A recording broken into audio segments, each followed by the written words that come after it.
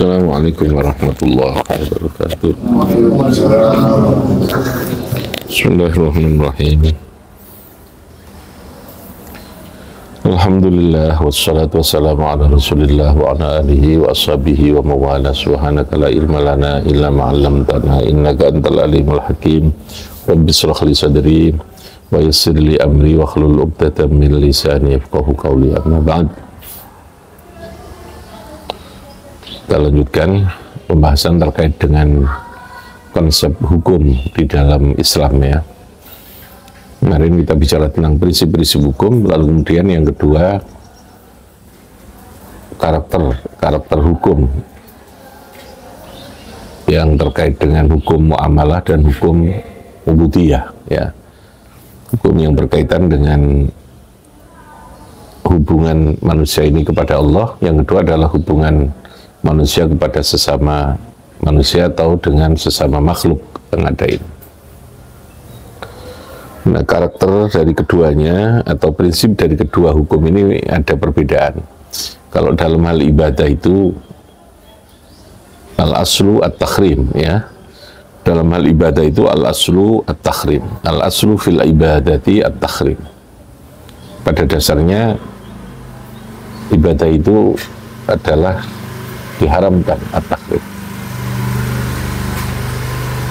Kecuali ya, pada dasarnya ibadah itu apa? At-takhrim atau diharamkan. Tidak boleh. Kecuali ada perintah wajib atau perintah yang disunnahkan. Ya. Illa ma dalla alaihi dalilun ala wujubihi au nadbihi. Kecuali ada dalil yang memberikan ketentuan wajibnya atau sunnahnya sesuatu itu. Nah, kebalikannya muamalah. Kalau muamalah itu dibalik. Pada dasarnya itu ibahah. Maka itu boleh ya. Al-aslu fil muamalat atau fil asya al-ibahah. Dalam hal yang berkaitan dengan muamalah itu adalah mubah. Kecuali, nah kecualinya di belakang. Illa ma dalla alaihi dalilun ala takhrimihi aw ghairihi. Kecuali ada dalil yang memberikan penandasan bahwa sesuatu itu hukumnya adalah haram atau sejenis haram gitu ya. Jadi model karakter atau prinsip hukum dari dua wilayah hukum ini berbeda gitu ya. Ini konsekuensinya kalau dalam hal ibadah itu kita menunggu perintah dulu. Ono perintah ya apa ora, ono dalile apa ora, biasanya begitu ya. Tapi kalau dalam hal muamalah tidak, lakukan dulu sepanjang itu tidak dilarang. Anda boleh melakukan itu sepanjang tidak dilarang. Sehingga semangat dalam hal muamalah itu adalah semangat yang sifatnya apa, dinamis ya. Semangatnya adalah semangat inovatif, semangat dinamis. Tidak menunggu perintah atau dalil ya. Dalam hal muamalah. Tapi beda dengan ibadah. Ibadah yang ngenteni sing dikersakno Gusti Allah itu apa gitu ya. Allah mengendakinya apa dalam hal ibadah itu. Caranya piye, ibadah apa gitu. Makanya al-aslu fil ibadati at-takhrim illa ma dalla alaihi dalilun ala ghairihi atau ala wujubi au nadbihi tadi. Nah, dalam hal ibadah itu ada yang sifatnya mutlaqah, ada yang sifatnya muqayyadah. Perintah, amar yang diberikan oleh Allah terkait dengan hukum ibadah itu ada yang sifatnya amar itu mutlak, mutlakun anit taqyid. Jadi perintahnya itu sifatnya adalah global, umum, tidak ada pembatasan,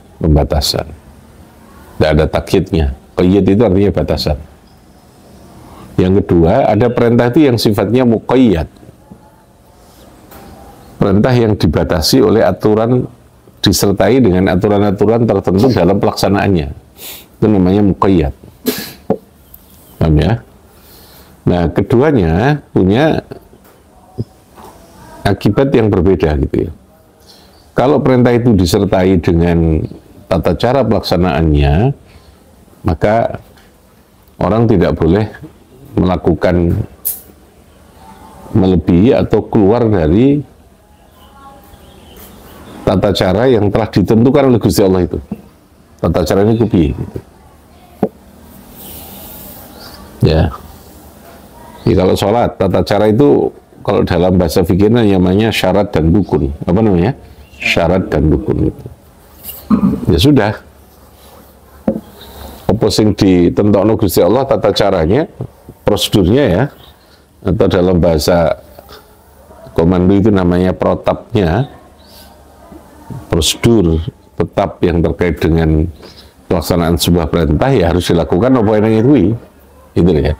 Kita tidak boleh membuat kreasi sendiri, inovasi sendiri. Maka kreasi atau inovasi itu yang disebut dengan bid'ah. Paham ya? Yang disebut dengan apa? Bid'ah. Saatnya jam kedua dimulai. Jadi kalau dalam bahasa Kanjeng Nabi itu ma laisa fi amrina. Saatnya jam kedua dimulai. It's time to begin second lesson. Ma laisa fi amrina, ya. Fahuwa raddun, kata Nabi begitu. Sesuatu yang kita lakukan yang tidak saya perintahkan, maka sesuatu itu ditolak. Ini dalam kaitan dengan amrun muqayyad. Dengan apa? Amrun muqayyad tadi. Perintah yang sifatnya terbatas. Sehingga ibadahnya pun juga sifatnya muqayyadah tadi. Tapi kalau bentuk perintahnya itu adalah mutlak, amrun mutlak, ya, perintah yang tidak diberi batasan-batasan, yang sifatnya mutlak, maka kita diberikan hak untuk menentukan pilihan tentang cara bagaimana perintah itu kita lakukan. Terutama ini perintah yang menyangkut ibadah, tapi yang menyangkut aspek sosial, biasanya begitu. Kayak sedekah, ya. Sedekah itu ibadah, tapi keterkaitannya dengan persoalan yang sifatnya apa? Sosial. Maka sedekah itu piye kita lakukan, itu kita bebas untuk melakukan itu.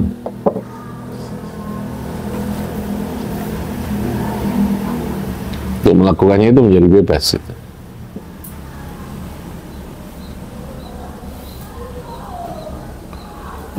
Mencari ilmu itu kan ibadah, tapi caranya kan nggak ditentukan.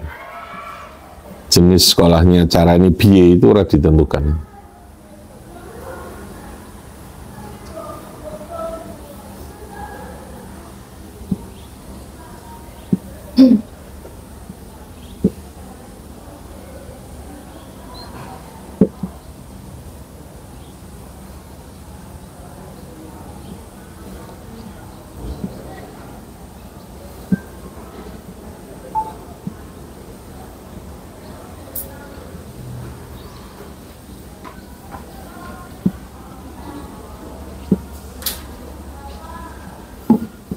Jadi ya, ada amrun sifatnya apa? Mutlak. Ada amrun yang muqayyad. Muqayyad itu dibatasi itu. Apa konsekuensinya? Kalau perintah itu sifatnya mutlak, boleh tidak kita melakukan inovasi terkait dengan cara itu? Boleh. Karena perintahnya sifatnya apa? Mutlak. Perintah mutlak ya tadi itu, sedekah, cari ilmu, musyawarah, keadilan. Ya, kalau dalam persoalan politik gitu. Menyantuni anak yatim, mutlak. Bentuknya apa silahkan. Ya, perintahnya sifatnya mutlak. Tapi kalau muqayyad seperti sholat, zakat, poso, itu muqayyad.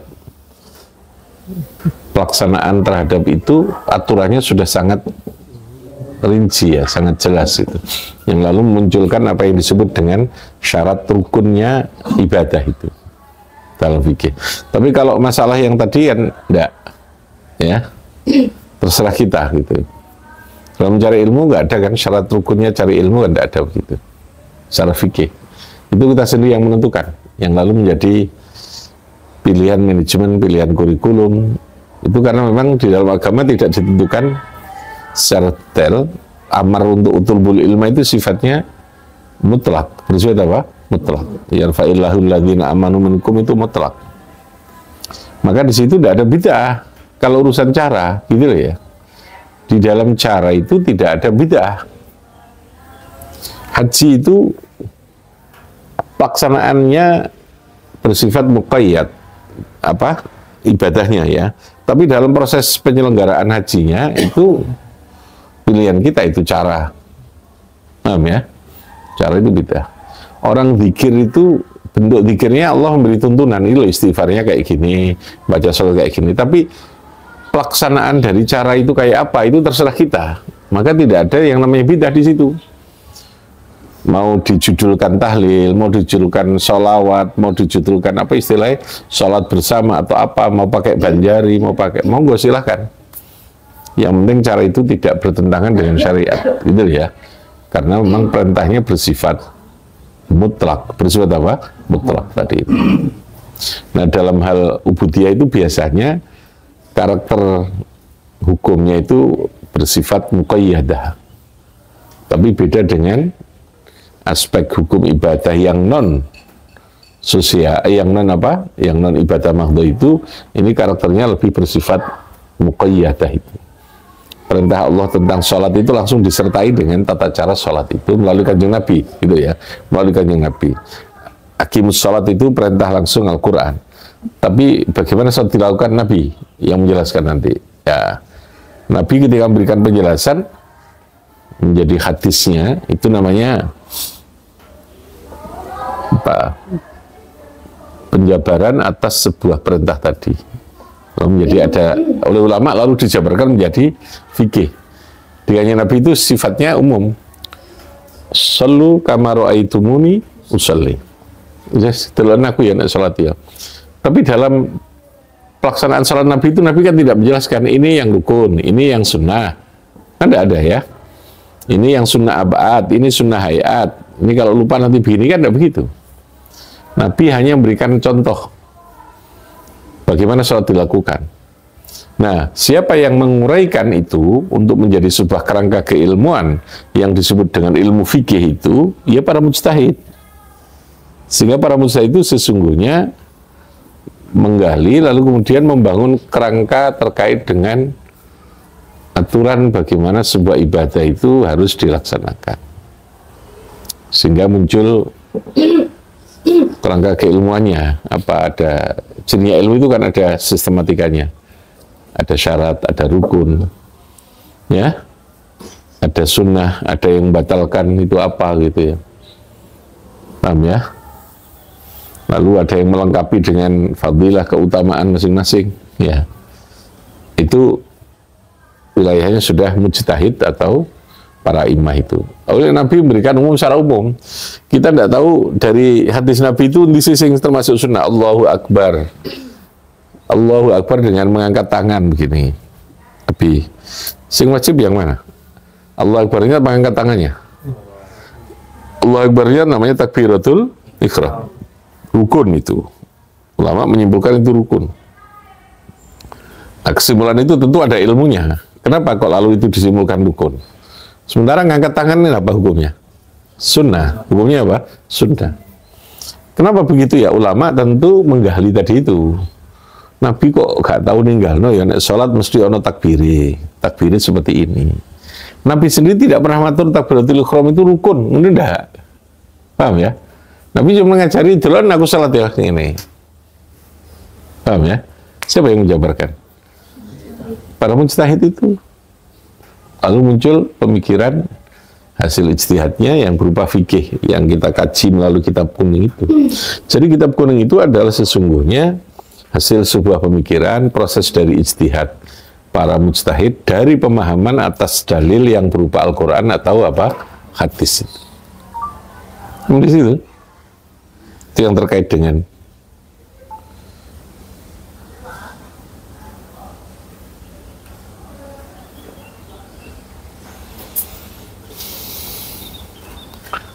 Nah, Nabi sendiri hanya memberikan penjabaran secara apa? Global. Secara apa? Secara general global tadi ini. Siapa tadi yang menjabarkan? Para mujtahid untuk menggali dan menemukan hukum yang ada pada dalil yang ada di dalam Al-Quran atau hadis. Oke, silakan yang ditanya. Terus, ya.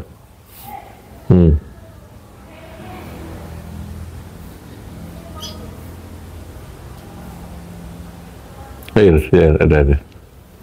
Ya. Terkait ittiba atau taklid mujtahid ini, bagaimana kita sebagai orang awam mengikuti kan mujtahid otomatis banyak mengikuti mazhab, mengikuti aliran sebagai ideologi terkait mujtahid tadi itu seperti apa yang harus kita lakukan? Ya. Jadi begini, memilih itu kan harus tahu toh ya. Kalau kita tidak pernah tahu, tentu memilihnya akan salah. Kita tidak pernah tahu mana itu donde, mana itu pentol, kan bodoh bedere ya. Maka untuk bisa memilih, maka diperlukan ilmu yang cukup. Sementara orang itu kan masih awam, belum tahu untuk memilih yang mana kan gitu ya. Maka dalam hal ini, para ulama terdahulu itu memandu untuk memilihkan kilo. Nek urusan fikih kamu ikut mazhab-mazhab ini, gitu ya. Jadi para ulama ketika menentukan satu prinsip dalam mazhab Ahlus Sunnah wal Jamaah itu, ulama yang mengawal terutama di kalangan Nahdlatul Ulama itu lalu membuatkan panduan semacam guideline-nya. Gitu. Nek urusan fikih kamu ikut ini.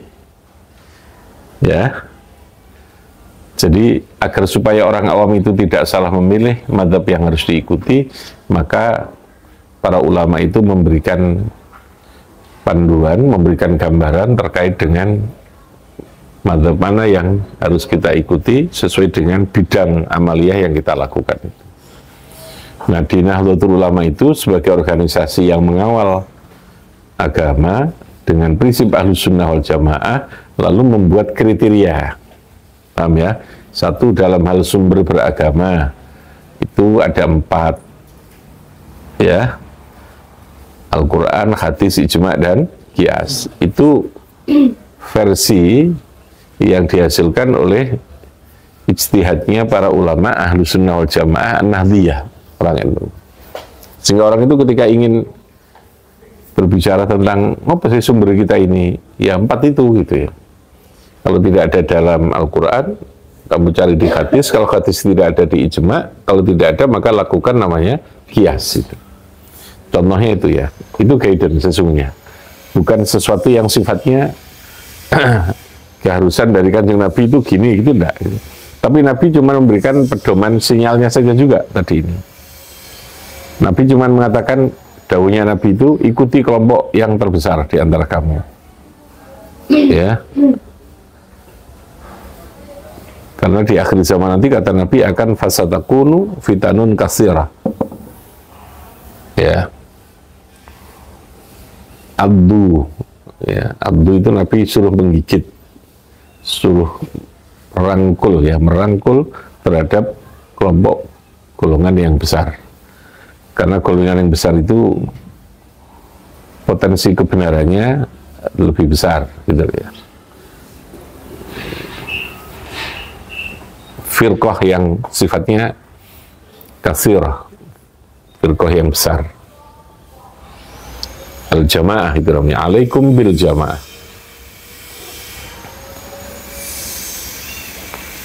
La tastami'u ummati dalam dhalalah.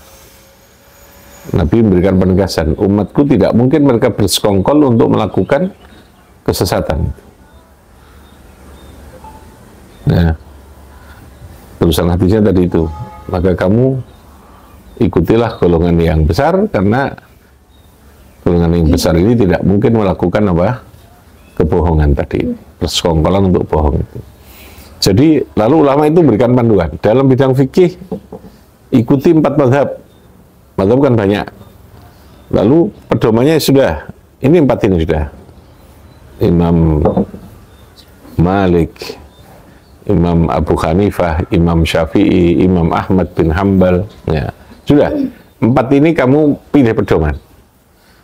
Kamu bisa memilih kondisi yang kamu hadapi apa, lalu pilih hukum yang bisa membantu terhadap pilihan hukum kamu terkait dengan kondisi yang kamu hadapi itu. Itu namanya apa? Pedoman.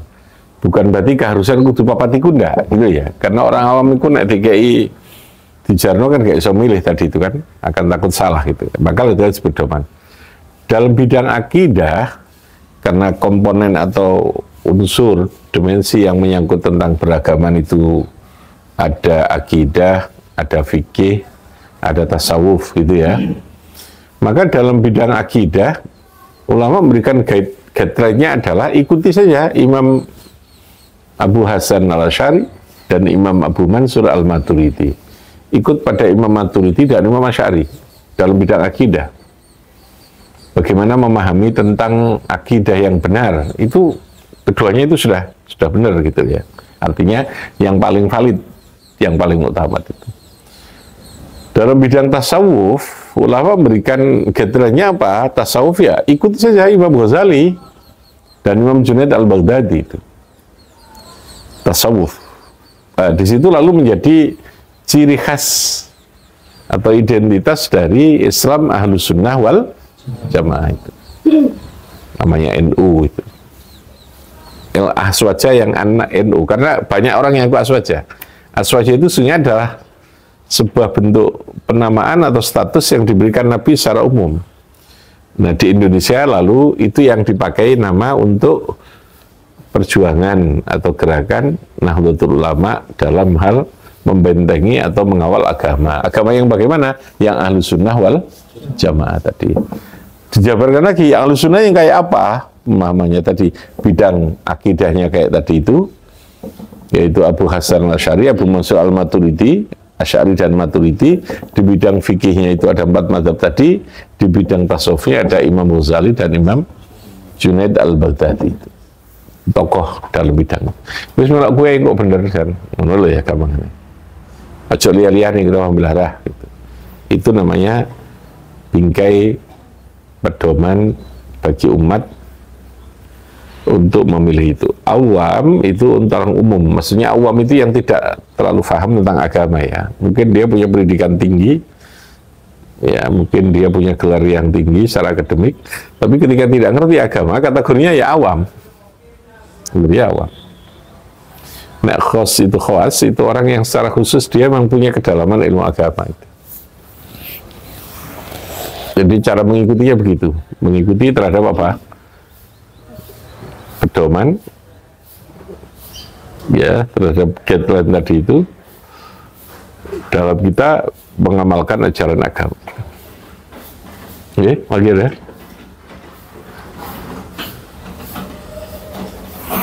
Itu yang terkait dengan itu.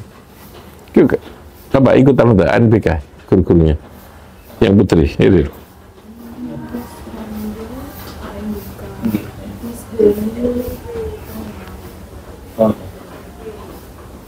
NBK ya. Oke, saya kira begitu. Bifanfa'na bibarakatihim wa bi'al-husna bihurmatihim wa nisna fi tariqatihim wa mu'afati minal fitan.